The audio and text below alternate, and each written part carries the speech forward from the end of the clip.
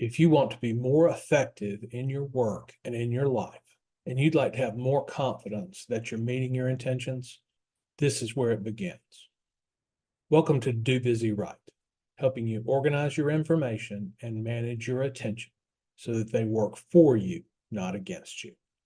We educate you and encourage you by discussing ways to be more effective, not more exhausted. Let's do busy right. Hi there. I've talked previously about this notion of managing oneself. I talked about Peter Drucker and knowledge work. That's episode 17, and I'll put the link in the show notes in case you're interested.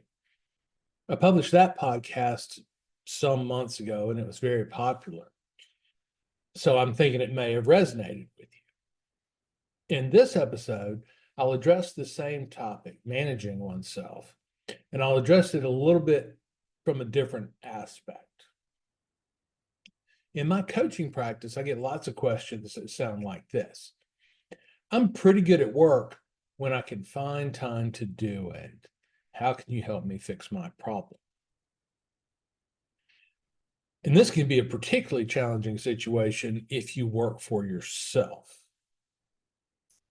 Most of the time, we start thinking about work-life balance, and I'll flesh this out more later, but we worry about that. But I think there's another approach that might be more helpful. Specifically, we're going to look at management outside of our work. That is, our work for money. Drucker said, if you want to find someone that's going to be good at managing in your organization, look for somebody who manages their own affairs well.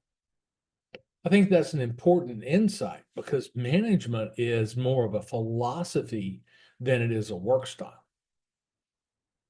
So today we're going to talk about managing oneself outside of money work, outside of work for money. So when I go back to this statement that I hear, hey, I'm pretty good at making money when I can find time to do it. And the answer pretty simply is, what's keeping you from focusing on your work? Well, it's not work. And that probably means that not work is not terribly well managed in your life. But most of us see this situation and we think, oh, work-life balance. I don't have enough time outside of work, so I'm going to put up hard boundaries and manage that boundary based on time alone.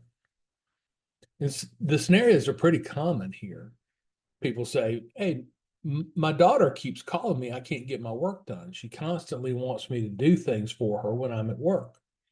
Or my responsibilities, that is my car, my coffee pot, my kids, my pets, keep interrupting me when I'm getting ready for work, or require that I'm home immediately after work or take time during the middle of the day to deal with them. And I'll say both of these things are management things. One thing I've said pretty often on the podcast is that your brain doesn't distinguish money work from not money work. Your brain is focused on urgency and incomplete tasks. Again, that speaks against this hard boundary based on time. Things happen during your work time that need to be dealt with that are not work, and vice versa. I think we can get away from trying to set these hard time boundaries, but that's usually the first effort when we talk about work-life balance. I want to think, let's zoom out and think about our whole life. For most of us, work for money is about a third of our available time. And for the sake of argument, let's say you've got that nailed down. You're managing it well, you're good at what you do. Sleep is another third of your life. Now, it's hard to manage productivity while you're sleeping. It's important to get good sleep, but it's hard for sleep to be a lot more productive because you put more effort into it. I mean, you can get a good 8 hours, but it's hard to make that 8 hours better. That leaves about a third of your life. And it's that third that I want to think about because it's that third that might not be well managed, well controlled. I've said it before, I'll say it again. Hard boundaries are really not possible and probably not even desirable, because all that's going to do is produce frustration in your world, because the world won't obey your, if I may, fairly simplistic model. It's interesting because we used to be able to divide work from not work. There was a special feature of that, and it still applies to some of us today. 100 years ago, if you couldn't get to your tools, if you couldn't get to your factory, if you couldn't get to your shop, then you couldn't work for money.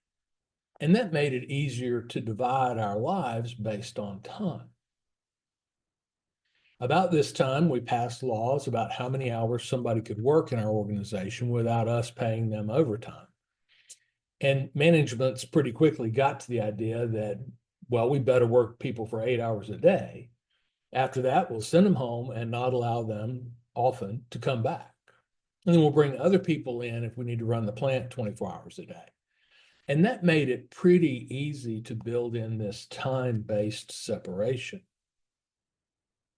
I've said before, if you weld wheels at the Mercedes plant, then you can't work unless there's wheels and welding equipment available when they send you home from your shift.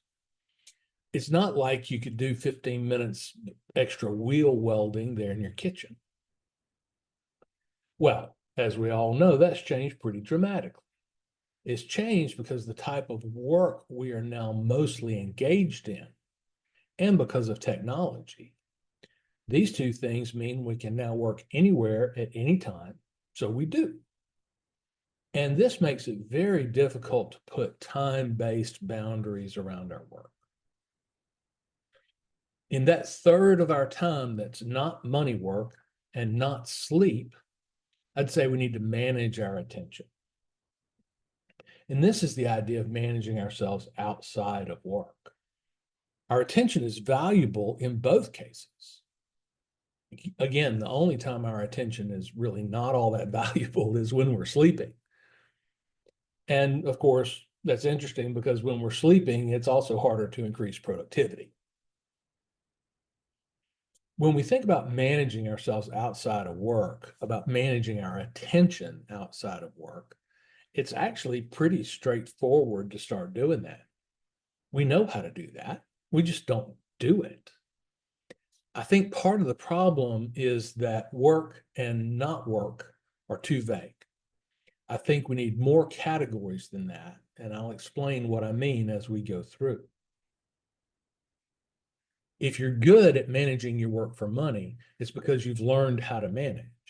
You've learned how to put systems around money work and deal with it effectively. And I'll say that skill, if you will, or even that system, probably has application to other things in your world. That mindset that you use at work probably has application outside of money work. Of course, it's possible that your boss owns, if you will, the system or the tools that you use to manage yourself while you're working. And taking that outside of work or merging non-work into that gets icky.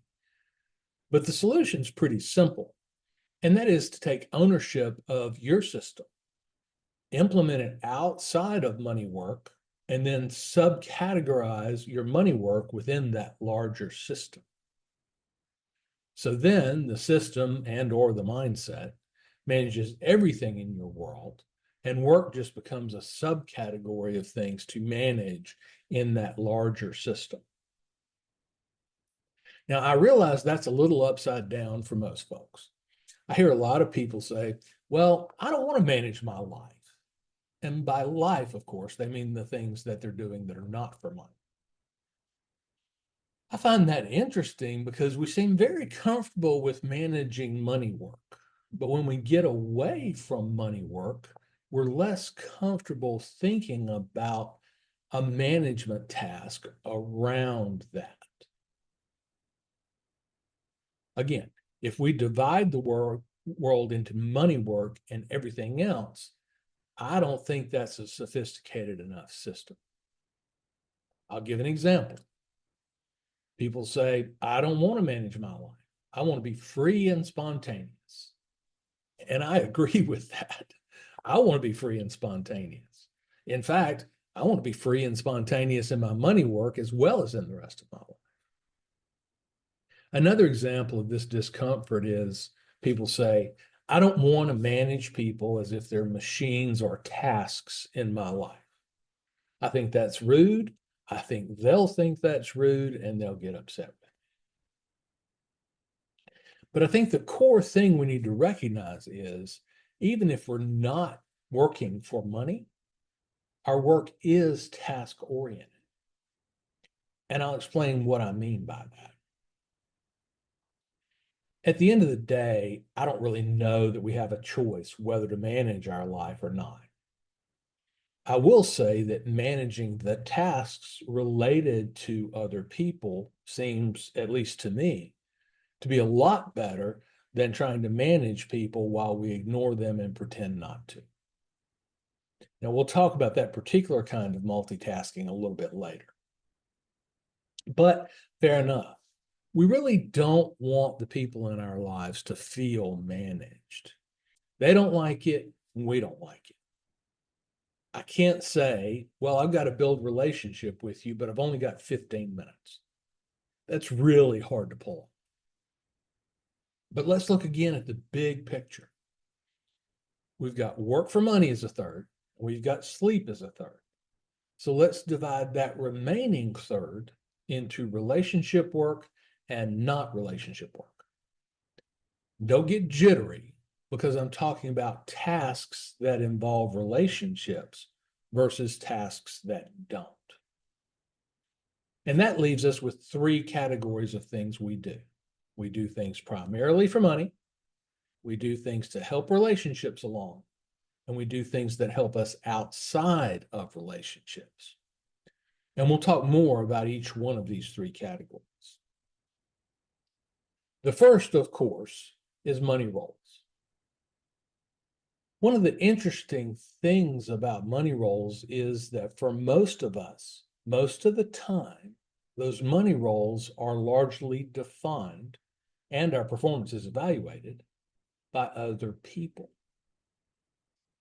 To be fair, those other people usually have pretty reasonable expectations of our time, and they understand in most cases that you can't work 24 hours a day.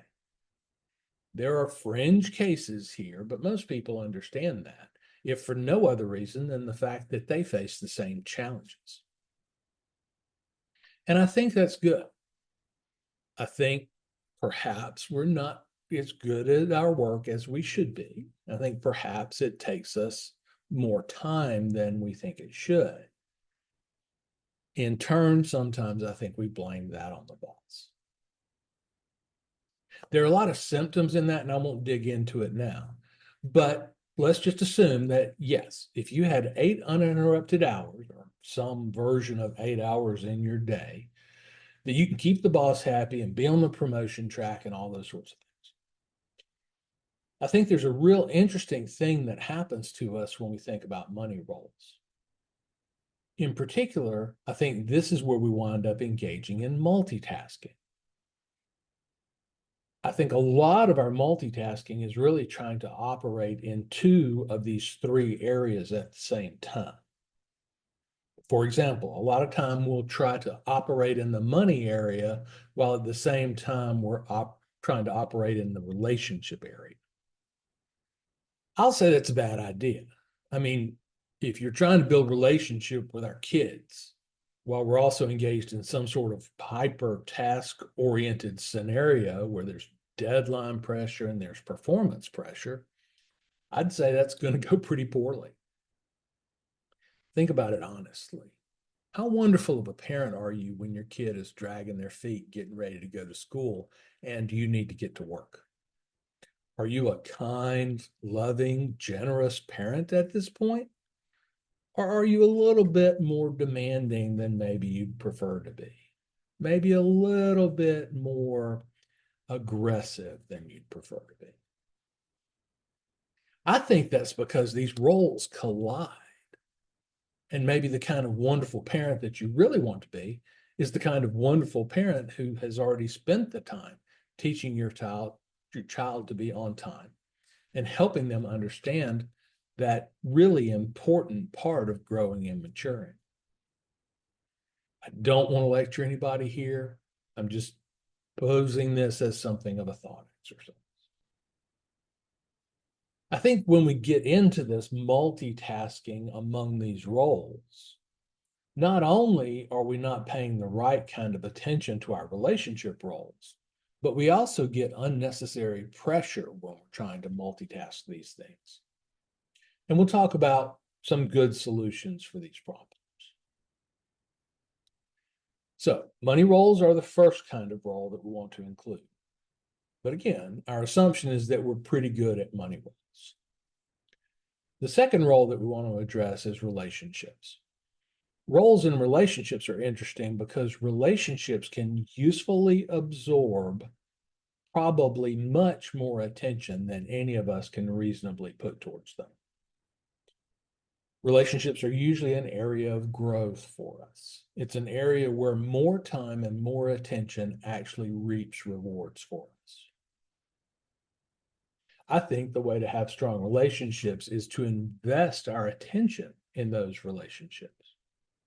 And it's hard to invest attention without also investing time.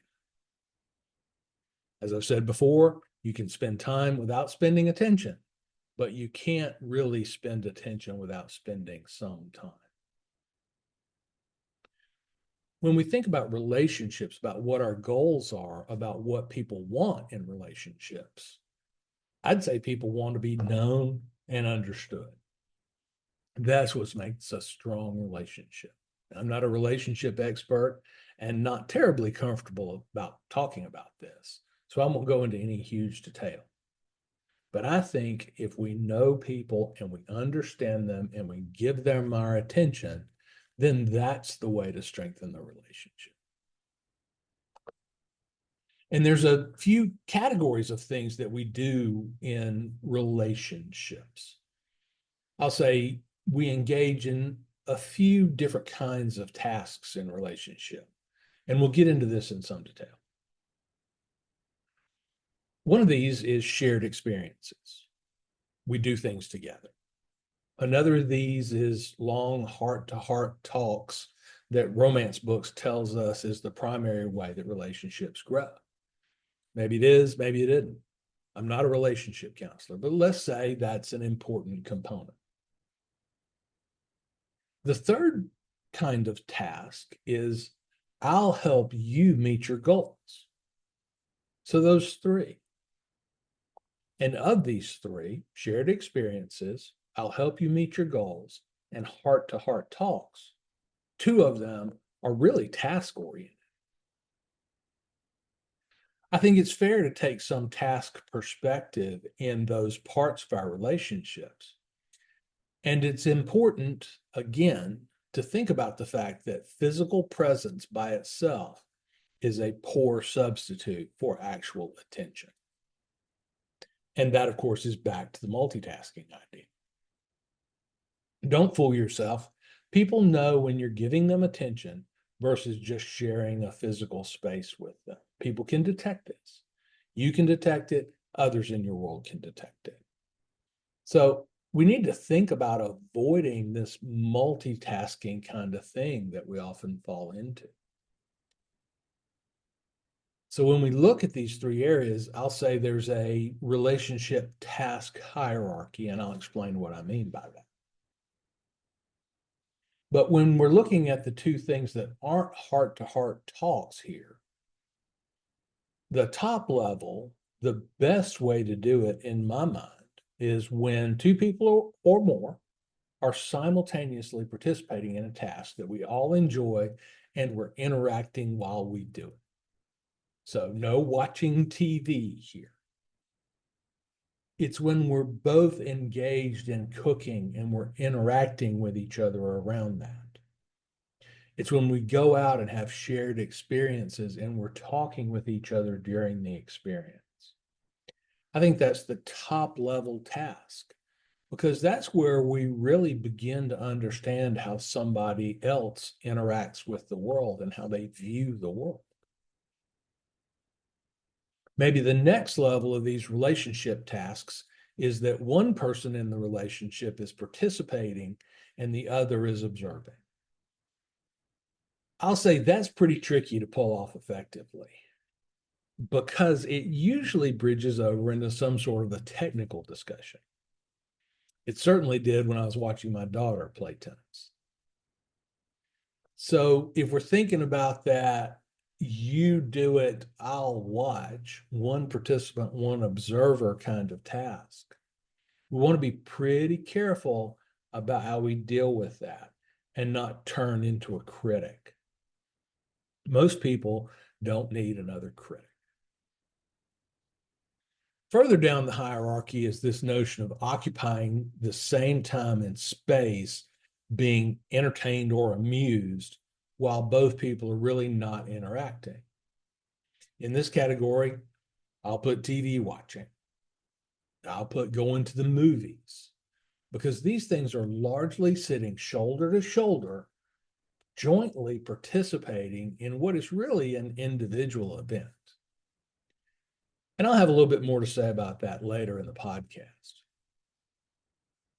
But if we think about these tasks, I think it's okay to say, let me plan those interactions a little more. Let me manage those interactions a little bit more so that I can at least manage my attention while we're there. It's on me to do the actual managing of my attention. But if we're doing a task together, I want to give that task my attention. If we're doing it together, I want to give you my attention while we're doing this task together. So just give me some space to plan that a little bit more, to manage it a little bit better. I do want to talk about something here that's not really relationships. I want to talk about hobbies and other things that we want to invest time in. People enjoy activities like golf or fishing, and they say, well, I can engage in this task and have some private thought time to myself, and I can relax while I'm doing it. Although I never learned the art of relaxing while I was playing golf. Fair enough. If there are one or two areas in your life outside of your work where you want to be excellent, that's great. And we call this a hobby. I have a friend who's a recording artist, singer, great piano player, and she'll actually invite people over to her house for little mini concerts, and she'll serve them food and drinks. She's combining her work actually with relationship building.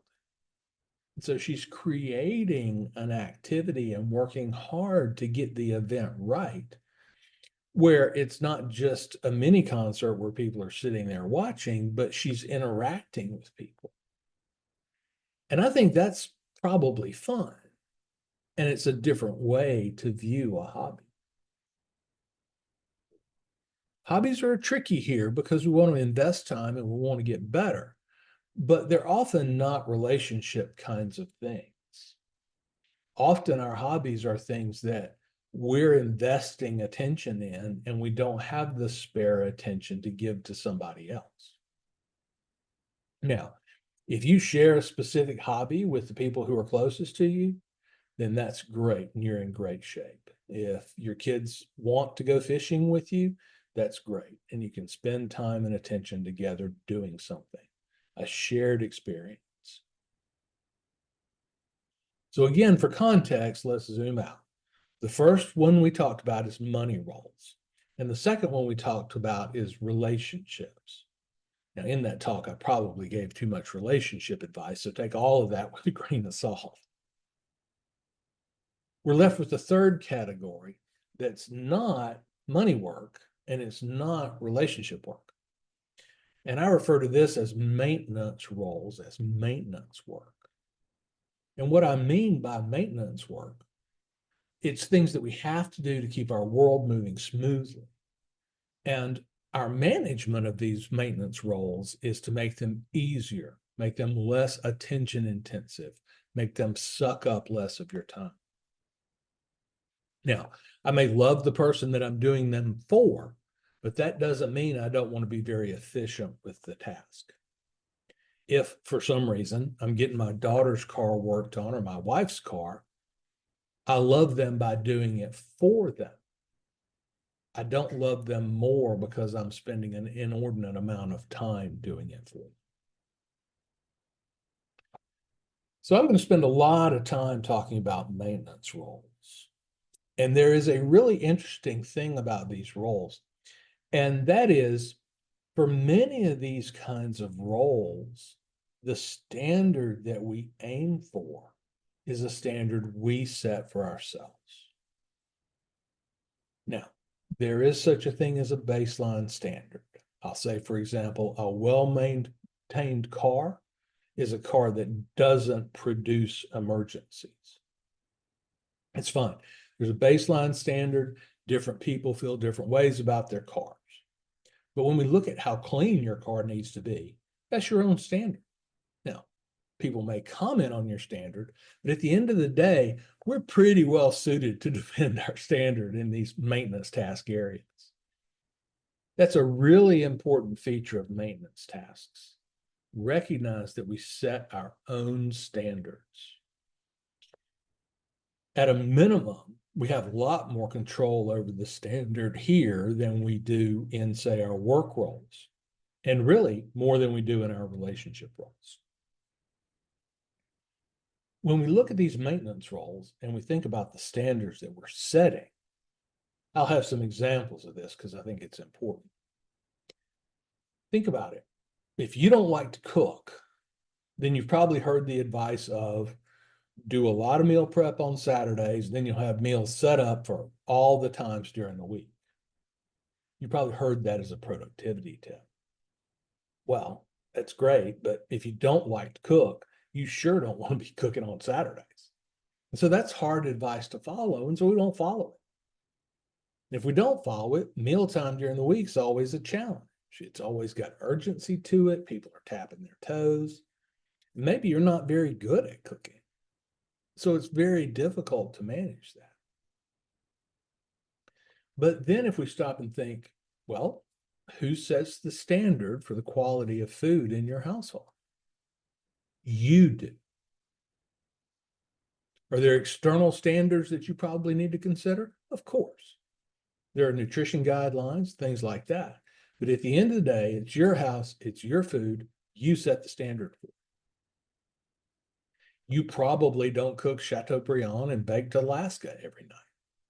Some people might have that standard. That's not your standard. On the other hand, maybe you'd like to have a higher standard than chicken fingers and fries 6 nights a week. But you set that standard. And as you might think, that's true in other areas as well. Who sets the standard for your leisure time? Who sets the standard for your workout time? Who sets the standard for where you go on vacation and what you do while you're there? All of these different things, who sets the standard? You set the standard. You have great control over what that standard is in your life. And so we'll talk at some length about this in a minute. But that's one of the key areas in which management comes into play in setting the standard, defining the quality of the result. We'll talk about that a lot. But first, there is a special topic in this area. I think it fits into maintenance roles. I'll say that's entertainment, semi-relaxation. As human beings, we don't like to be bored. We like for our attention to be occupied. But I believe we need to be thinking about what's absorbing our attention. Is there a way to not be bored that's also not just frittering our attention away? In the modern Western, and I'll say particularly American culture, we've adopted entertainment as a relaxation technique. So we say things like, well, it's the end of a long, busy day. I'm tired. So I'm going to go plunk down in front of the television. We binge watch. We get entertained. We get amused. And I'm not saying there's anything wrong with that. I'm just saying that our culture, in America particularly, is very focused on us amusing ourselves, perhaps more than is absolutely necessary. But we've adopted entertainment as a relaxation technique, and we need to think about that carefully. What's the standard here? I'll also say that we tend to indulge our curiosity over trivia. Sometimes our entertainment is to inspect events and to consume information that is in no way actionable in our lives and may even be harmful to us in some pretty subtle ways. Sensationalism in the press is a problem here. I'll also say social media is a problem here. When we're engaging in social media, it's just our curiosity about other people. And I'm not saying that there's not certain people in your life that you should be intensely curious about what they're doing and how they're feeling and what kind of day they're having. I'm just saying that this intense curiosity absorbs attention that might be better spent somewhere else. Fair enough, if you have a money producing or some sort of a relationship role that has to do with television, then just own that. I mean, that's fine. But I worry about calling it something that it's not. And I think there's much better models for relaxation than looking at media. So just consider that in your life. And again, I don't want to fall back into a lecture here, but it's a thing. And it's getting more and more pervasive all the time. When we talk about managing ourselves, I think we can apply management philosophy to the tasks that are non-money producing. I think we can usefully focus on our maintenance roles and on managing them very tightly, on controlling them so they don't control us. A lot of this is going to mean doing the work of minimizing the amount of attention that these maintenance tasks require. And in this usage, I'll define management as scoping the amount of attention required based on meeting the standards. So there's two things here. There's efficiency, which is meeting your standard with the fewest resources, attention, money, whatever your resource is. That's one approach to managing. The other approach to managing is what's the standard? And we talked about that. What's the standard? It's interesting, and this may be another podcast. I'll say the difference between work and play, one of the differences is who decides when it's good enough. When we're playing, we set our own standard. Now, sometimes we set that standard painfully high. Reference my own efforts in golf. But when we're playing, the standard of our performance really doesn't matter that much. And by play, I mean what kids do. They go play kickball and they hope somebody wins, somebody loses, but as long as they're having fun, they don't care all that much. We lose that perspective a little bit as we go forward in life. It's really important to be very careful about acknowledging the proper standard. I'll say particularly in the area of maintenance tasks, as we try to manage this third role in our lives. Perhaps we need to be more playful. So let's talk about some examples of managing some of these maintenance tasks. And I'll use examples from my own life because those are the ones I've got. So the checkpoint here is what's your standard and why is that your standard? Hobby here interacts in weird ways. We talked about that. But we're talking here about examples of the standard that we hold ourselves to. So I'll tell one on myself. I like to have my buddies over from time to time, and I think having guys over is a great thing because we don't do prep work. I call up some guys and I say, hey, Monday night at 6, let's meet at my house. I'll have this food, that drink, the other thing. We can eat. And then I'll say, if you want something besides that, bring it with you and be here at 6 or whenever you can get here. So in that task, we don't do this big pre-planning thing. I just want to spend time with these people. And I'm not real particular about what we do while we're spending time together. I'm not very interested in having people over to watch TV. I don't usually have football game parties because it's not a good way to interact I just want you to come over. But sometimes when we invite friends over, we get this idea in our heads that our house needs to look like a Southern Living photo shoot, or else our guests are going to be disappointed. I believe in hospitality, but if you look at my house, for example, we have 2 dogs. And honestly, there's about 1 hour a week when there's not dog hair on the floor. And that's the hour immediately after we vacuum. The rest of the time, there's going to be some dog hair on the floor. Now, my guys are great at this. They're like, oh, we're not going to stick to anything and we're not going to get botulism, so we're okay. But a lot of times we get outside of that.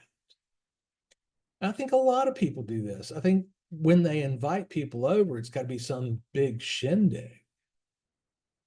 Well, if that's your level, if that's your standard, then it's going to be harder to get the whole event together.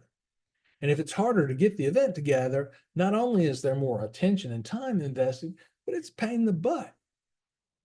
Knowing that it's going to be this problem and that we're going to have to spend a whole day getting ready for a 4-hour party means that we're much, much less likely to do it. But the relationship is around being together. It's only about 10% around what we do while we're together. So our standard puts us in a position where we don't want to have the event at all. And that sabotages the whole goal. Now here, there's this whole comparison trap thing, and we want to do what we've seen other people do. There's also a hobby thing. If hosting dinner parties is a hobby for you, then fine. If it's something that you want to get really good at, fine. But just recognize that it doesn't necessarily have to be that, and manage the standards such that you can manage attention and time and actually do the thing you want to do. In this case, I said a Southern Living photo shoot for a reason. I'm sure you know they don't just walk into a house, spend 15 minutes cleaning it, and then bring the photographers in. It's staged. Now, I've seen more than one house selling show, and the staging that goes on is just phenomenal. And it's expensive and it's time consuming. They'll spend 2 or 3 days staging a house for a half-day open house. Now, that may be useful. I'm not a realtor. I don't know. But am I going to stage my house because my friends are coming over for burgers and hot dogs? Well, I make a pretty good burger. I'm not a great griller. I don't have a smoker, for example, and I don't serve people barbecue, but I make a pretty decent burger and a pretty good steak. And that's pretty easy for me. But if the point is to impress people, then why is that the standard? And the question is, can we manage the standard such that we control the time and attention involved, such that we actually do it more often rather than less often? I'll give you another example of standards for a maintenance task.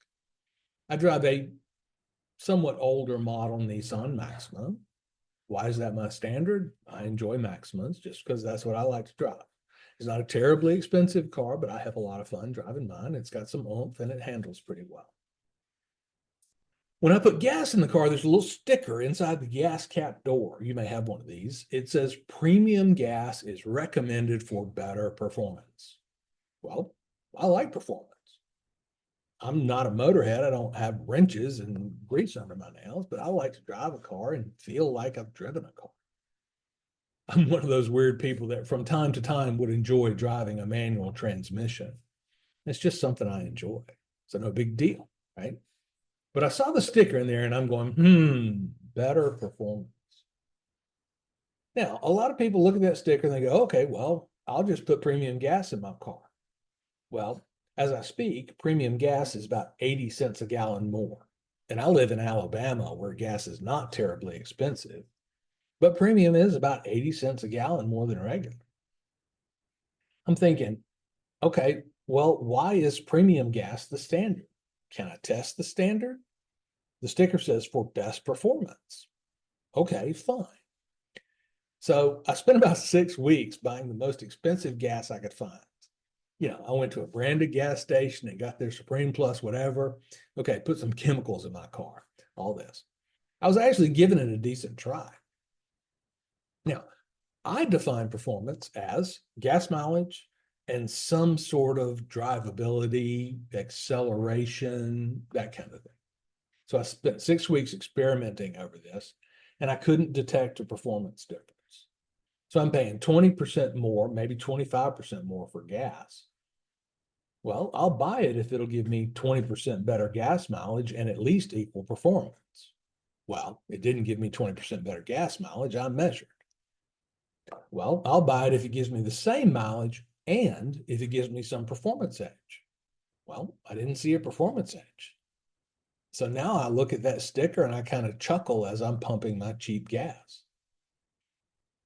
Having experimented with it and tested it, I'm about to write on the bottom of this sticker subsidized by ExxonMobil, because it's ExxonMobil that wants you to run premium gas. Now, I'm sure that there are cars that really take advantage of premium gas. I just don't have one and don't think I need. So putting gas in your car is a maintenance task. If your car is a hobby, I get it. But for most of us, it's a maintenance task. So we need to make it efficient. One of the best ways to make it efficient is managing the standard that we impose on. Back to Drucker. He said, if you want to find somebody that's a good manager in your organization, find somebody that's a good manager in their own stuff. The question we opened this podcast with was, I'm pretty good at my work when I can make 8 hours to get it done. So I struggle with that. How can I fix that? And what we got to is thinking about managing the rest of our lives. We broke our lives down into 3 compartments. There's things we do for money, there's relationship stuff that we do, and then there's this third category of maintenance tasks, stuff we have to do. You have to put gas in your car. And my advice is to look at those maintenance roles very carefully and manage them well. When we do this, we should be able to shrink that part of our lives and control it and manage it. And that gives us more attention, more time to put into our relationships and, if necessary, into our work world. I personally suggest that if you have extra time, you put it into your relationships as compared to trying to get a lot more money. But you're a grown-up and you set the standard. The takeaway here is, in those maintenance roles, make sure you're very clear on what the goal is. Make sure you're very clear on what the standard is and why that's the standard. Don't automatically adopt the standard you see in social media or on TV, because you might not can afford to reach that standard. Don't let the standard interfere with getting the task done reasonably well. You may need to manage this by doing a little experiment like I did with my car. I'll say that was money well spent. I spent about $50 experimenting, and now I'm confident that I'm doing the right thing. I'm setting the appropriate standards for me, and now it's saving me money and time because I don't have to go hunting around for the right kind of gas station, and I don't have to spend extra money to fill up my car. And that, when we're talking about these things, that's management of these kinds of tasks. We talked about, I think we have a little bit of an allergy when we think about managing things that aren't work. We want to be spontaneous and we want to have this freedom. I'll say maintenance tasks are really not about freedom. Maintenance tasks are about things you've got to do, whether you want to do them or not. You've got to get the oil changed in your car. I know a lot of guys that change their own oil. Great. I'd move that over into the hobby category. It's not my standard, but it's theirs. I'm going to manage oil changes for efficiency. I'm not going to do it every 3,000 miles because I don't think that's a reasonable standard. And I'm going to find a place to do it that'll do it for cheap. Not a problem. I'm still getting my oil changed, which is the important part. So zooming back out to our purpose in this podcast, we need to manage the maintenance tasks in our lives. We need to spend time thinking about them. We need to spend time thinking about what our standard is, and is that the appropriate standard? So when you manage these things, think about both those things. Think about efficiency, but also think about managing scope, managing the standard for performance.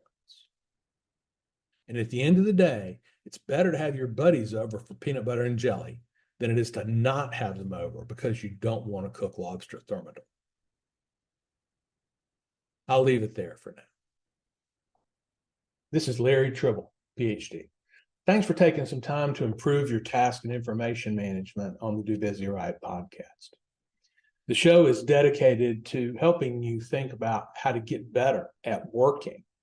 And we do this by improving your attention and your focus. I believe that your work is not just about your job, but about all the tasks that you do to turn yourself, your environment, and your relationships into what you want them to be. What we're really talking about here is the underpinnings of becoming who you want to be. The primary way I help people is through coaching the Attention Compass process. Attention Compass is 4 workflows and a tool set that support our information, task, and attention management. I help people with big goals to build habits that put them in a position to achieve. We do this by eliminating wasted time and wasted attention. If you'd like to know more, you can find me on LinkedIn or go to dobusyright.com for more information. Have a good week, more effective and less exhausted. Do Busy Right.